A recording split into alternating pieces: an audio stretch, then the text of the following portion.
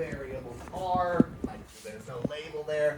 But look, right here. We've got no interaction because the line's slope is close to flat. Now, in the regressions, and we're going to talk about this in lecture a little bit, you're going to get these figures and you're going to get these r-squared values. This r-squared value is not a p-value. It's not a test statistic. It's actually showing us, something very specific, which is how closely these points adhere to the line. So you'll get a p-value here showing no significance. But if you get confused and you look for this r-squared value, which matters, you might think the low r-squared value is good. Not really.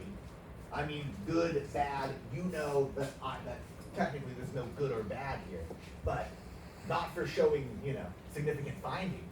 The r-squared value tells us how good this line is at predicting the values, okay? So a high r-squared value means that the equation for this line, all right, is a good predictive model. And that you could plug in any value for x and solve for y, and it could be accurate within these ranges. All right? So the r-squared value is different from the p-value. But you'll see it reported because it tells us the strength of the predictive model or how closely the points adhere to the line. And it's technically defined as the proportion of variance explained in the dependent variable explained by variations in the independent variable. All right? But it's not where we're going to get our p-value from. Cool? So that's a regression. Continuous versus continuous data. That's how you represent a regression. Here's a t-test. Categorical data, north-facing, south-facing. It's like in the first figure at the very beginning of this. Continuous dependent variable. All right? DVH. Any value within that range is possible. Same thing. Null hypothesis is that aspect. DVH will be the same regardless of aspect. There's a null hypothesis for you. All right? See how these lines overlap, these error bars? Okay? Now, that's usually an indicator that there's not going to be statistically significant difference between them, but you can't trust that. Always run the actual test. Okay? So a t-test is used when there are only two categories for the independent variable. And look, here's a p-value, here's a t-statistic, here's a critical t-statistic. The t-stat doesn't exceed the critical t-stat, and the difference between the two is used in an equation to spit out this p-value. Question? Can you say what you said at the very start? You said the t-test is used only when there's two. Oh, sorry, it's like That's okay. It's okay. I wasn't going to be a jerk about it. Yeah. So when you're comparing a categorical independent variable to a continuous dependent variable, and there are only two categories, okay? Oftentimes there will be more than that. Okay, so look at this output. We've got the degrees of freedom, the t-stat, the p-critical for two-tail. You're always going to be reporting two-tail p-values, okay? Or the p-value for the two-tail test. You're always going to report those. Look, the one-tail test and the two-tail test. The two-tail is just the one-tail times 2. And you're always interested more in the two-tailed value, which is the probability that there's some difference between these. The one-tail test indicates that you already have an idea of the directionality of the difference, and oftentimes in ecology it's used incorrectly and dishonestly, because it's more likely to show you significance than the two-tailed value. So I'm going to just try to train you to report and use the two-tail value. And if the difference is ever so close that the one-tail value would show significance and the two-tail wouldn't, then we can have that discussion. Okay? You can have that discussion with your boss at some point. All right. The t-stat. Look, this is one of those test statistics that's actually understandable. So I just wanted to present it here. It's the difference in the means, so this value minus this value, divided by the population standard deviation. So the standard deviation of all of the data pooled. So look, all of these test statistics are basically the same thing, but with more math in them. It's like, how different are the average values? And then how much deviation, how much variability is there in the data set? All right? Variance, fine. You take the average value, take each individual average value divided by the total average value. It's like it's an annoying equation. Look, there's degrees of freedom right there. Standard deviation is basically the square root of the variance, but it's a little bit different. Okay, because you have the full sample size instead of the degree of freedom here. And then the standard error is another representation of variability in your data set. Okay, and it is the standard deviation divided by the square root of the sample size. So the standard error will always be smaller than the standard deviation. It always looks better on a figure, because if these are your standard error bars, then your standard deviation bars look like this. Okay?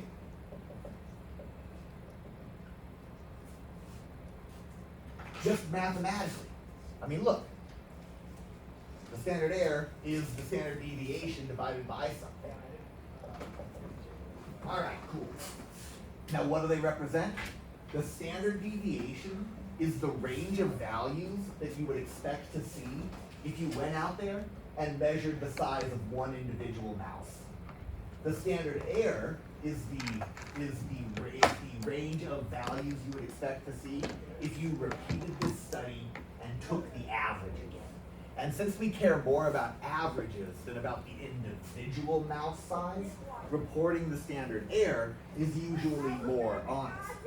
But it's good to know that they're different and they represent slightly different things.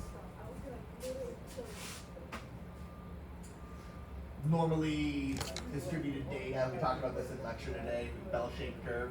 If data isn't on a bell-shaped curve and the distribution of values looks more like this, where the most common value is not the average, then you have to do a slightly different statistical test or process your data slightly differently.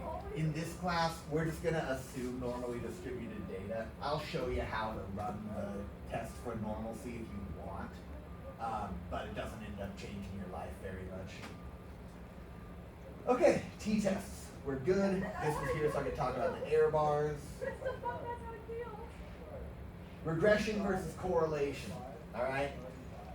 The word correlation is absolutely thrown around a lot. You hear it all the time. It's one of the things that people say. You learn the phrase in freshman year and you go, correlation is not causation, you know? And everybody goes, yes, thank you. Very good, very good.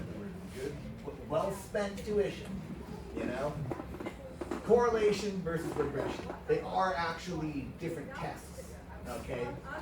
They are both attempts to see if a continuous independent variable influences a continuous dependent variable.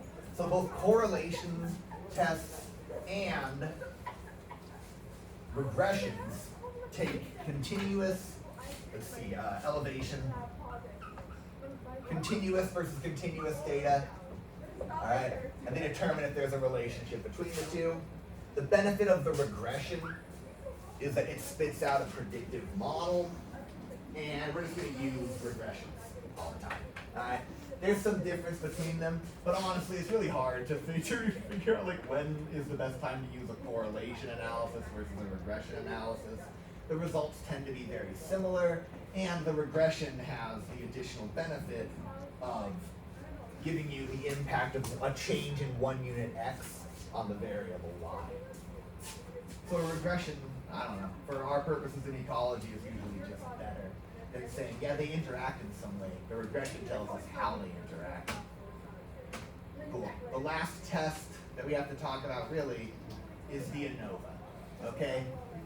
An ANOVA test is used when you've got multiple categorical independent variables and a single continuous dependent variable. And yes, sometimes you'll have additional independent variables, and you have to like compare them all and see how they interact. But that's just a different version of an ANOVA. So we'll keep it simple here. In this example, okay, people were asked to evaluate this statement. There were these cars and they were testing different vision enhancement systems, okay? And they were seeing if combinations of these vision enhancement systems helped people stay on the road. They weren't really testing that. They were testing if people agreed with the statement that, oh, this helped me stay on the road, which is different, okay? And ranking something like this, strongly disagree versus strongly agree, is a way to take subjective, data that's not really quantitative but more qualitative and push it into being quantitative. And then using a scale like this and analyzing it the way they did right here is measuring ordinal data as if it was continuous data. So this is wrong, what they did here. They did this wrong, okay? But published and used to actually assess the effectiveness of these different vision enhancement systems. Also, a crazy way to format this, because strongly agree is 1 and it's down at the bottom, so these lower values indicate better vision enhancement systems. So tons of problems I saw with this article, and I had to use this as our ANOVA example because of it, because it looks great on at first. All right, so look, different independent categorical variables, 1 continuous variable, all right? Each category, like so. This is an ANOVA. Cool. So it's like it looks like this. Now this one's been followed up with a means separation, which is a comparison of each one of these values with every other value. So basically what it does is it's like a pairwise comparison where it takes every possible pairing and runs a t-test on it. That's an oversimplification, but all of this is. And that's okay, because if you want to get complicated enough to really get it, that's what a statistician does, okay? So the oversimplifications are okay for us out there in the world. I swear, okay? So, check this out. You get an ANOVA. This ANOVA has a p-value less than 0.05. But what does that tell us? It really just tells us that at least one of these values is different from at least one other value. Great. That's not that helpful. Especially in results like this. You need to know which combination of vision enhancement systems is actually significantly better than the baseline value. And the answer is none of them. Okay? In fact, all they found in this study were that these two were worse. Okay? But you couldn't really tell that if you just got a p-value from this and saw 0.001. And your null hypothesis was that, well, the vision enhancement system has no impact on, how well you stay on the road compared to regular headlights. You rejected your null hypothesis, but kind of incorrectly, because take a look here. These letters, if two values have the same letter over them, it indicates that they are the same, statistically. So this value here and this value here, these are statistically the same. But this value here is statistically different than any value that does not have an A over it. Now this value here, even though it's the same as this value, and even though this value is different than this value, these two values are technically the same, because they both have B's over them. Statistically, these values are not different.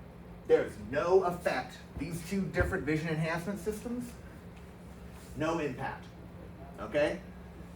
Now we go on. Anything with a C over it is statistically the same. So all of these and this. Anything with a D over it is statistically the same. So all of these are the same. So what this study really shows is that there's no detrimental impact of any of these visual enhancement systems, but this one, and this one actually make people feel like they have a harder time staying on the road.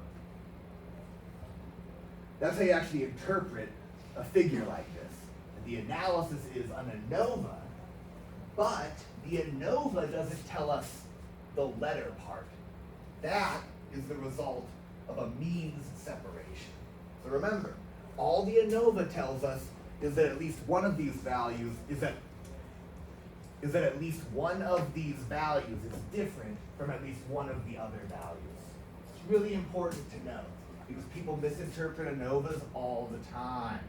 And I'm going to show you in lab how to use the RealStats package, where doing the mean separation is just checking an additional box and then hitting go. All right? So it's going to make your life better for running your ANOVAs. You'll actually know something from them. Because a lot of time ANOVAs are like, well, cool, your p-value from that ANOVA is actually kind of useless. Because then you're making assumptions based on the figure, which aren't actually borne out by the statistics. I'll show you exactly what I mean in our next lab, our computer lab. Okay, listen, logistic regressions, a lot of time data falls on this line. It's a linear regression, logistic regression. We'll worry about it some other time with you, all right? Oftentimes what you do is when the data looks like this, you're like, oh, that data really looks, there's a test that you do to see if it looks like this S-shaped sigmoidal curve, and you just manipulate the data to make it fall as a straight line. That's all it is. And then you do a linear regression on it. But the test gets a different name, of course, named after the person who figured out, oh, if I just log transform all this data, it becomes a straight line, and then I can run a linear regression. It's a weird world, folks. It's a weird world out there. Maybe you've seen this before, type 1 versus type 2 errors. Not worried too much about it. The concept's just basically like, hey, in a type 1 error, you reject the null hypothesis even though it's true. So you claim that there's an effect of the independent variable on the dependent variable, even though your null hypothesis is true and there's no effect. Whereas in a type 2 error, all right, the null hypothesis is false, okay, so there is an interaction, and you fail to reject it, so you say that there's an interaction when there isn't. It's like the same end result, and I don't know, I've never run into a time in my life.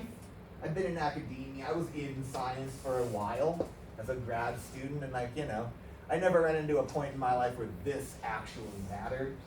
So it's there because every statistics lecture mentions it, but I'm not going to require that you care about this. The last test. Okay, I know I said the ANOVAs were the last test. The chi-square test is the weird one, okay? Because the chi-square test doesn't have the same sort of requirements as, it's weird. It doesn't have the same sort of requirements as other tests. You only use it when you've got some observed value that you're comparing to an expected value, all right? And you can find a way to make a lot of different tests into chi-square tests, because you'll be like, oh, well, I expect that the example they always give is every chi-square example online is like, I predict that the average mass of male ladybugs and female ladybugs will be the same. And it's like, well, those are that's a categorical variable with two categories and a continuous variable of mass. Why wouldn't I just run that as a t-test? It's like, well, because I'm going to run it as a chi-square, you know? Maybe I don't have enough replicates, all right? That's possible. With a chi-square like this, you don't really need to have as many replicates. Or maybe you're just measuring like a ratio or something. Chi-square tests are weird. But let's say that the expected value is 5 grams, okay? Well, I expect that the mass will be 5 grams for the male ladybugs, and I expect the mass will be 5 grams for the female ladybugs. So then I go out and I measure some ladybugs, and I get an observed value, all right? And I compare it to an expected value, which would be 5 grams. And then I square that and divide it by the expected value, which would be 5 grams. And then I add that to the other ladybug values. And technically, with a chi-square analysis, I could like measure 2 ladybugs, one male and one female, and get a p-value out of it by looking up a chi-square value on this table, all right? So chi-square tests are weird. The only real use for them is if you're I'm kind of like a Giga Chad Alpha, and I play a lot of Dungeons and Dragons because of that. And sometimes you have to know, like, hey, is this D20 balanced? You know, is it equally rolling each number? So you and your friends, you sit down and you roll that D20 like 200 to 500 times, and you keep track of how many times each number shows up. This is your chi-squared example, so bear with me. Let's make life simple and call it a D6. You got to use those. Those matter too. I mean, what? That's a short bow. D6 of damage. Okay. So let's say I take a D6 and I roll it 30 times. Well, my expected value would be that I would get 5, all right, of each of these. But let's say that my observed values, okay, are actually different,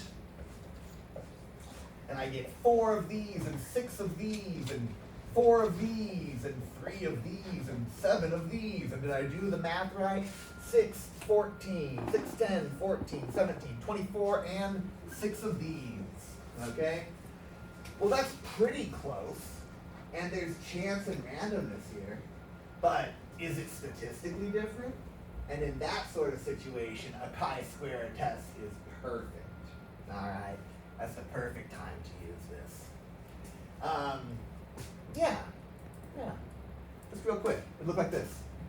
4 minus 6 squared divided by, 4 minus 5 squared divided by 5 plus 6 minus 5 squared divided by 5 plus, and so on and so forth.